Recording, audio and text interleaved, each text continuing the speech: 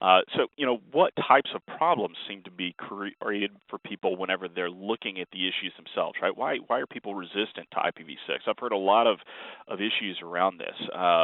Some of those are that IPv6 is going to expose us to new and unknown threats, right?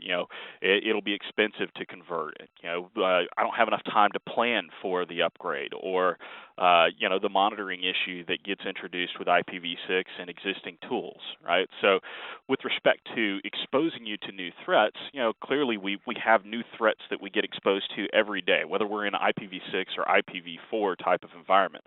We need to start progressing into the IPv6 world and accept the fact that, yes, there are going to be some new vulnerabilities that are exposed, but the same is true of IPv4 networks as well.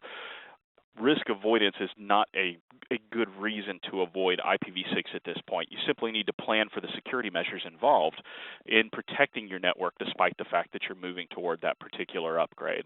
In terms of the expense, most of us have some type of refresh cycle associated with existing gear anyway. We're not asking anybody to go out there and just replace all of their gear tomorrow with IPv6 gear.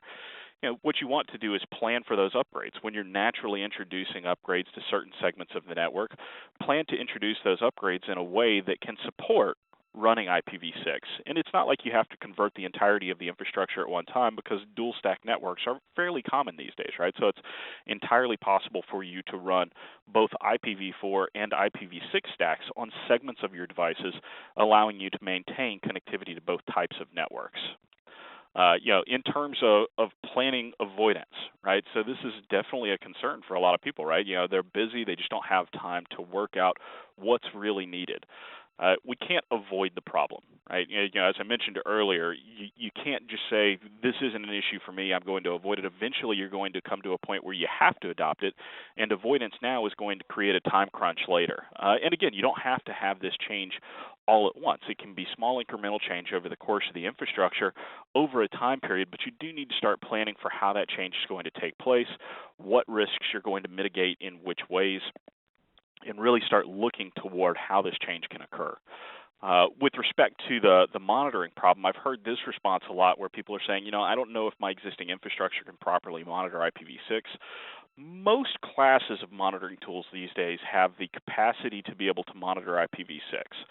It's very likely that it's not going to solve all of the problems out of the gate. There's going to be changes to them as more and more adoption of IPv6 comes around. We'll understand that there are new problems that were generated, and those vendors will have to address it. But more than likely, your existing monitoring vendors have some type of IPv6 support. If they don't, there are definitely classes of systems within that same type of archetype that can do that for you. So make your vendors aware of the fact that you are aware of other vendors that support IPv6, and they need to add it so that you can continue support with their particular organization.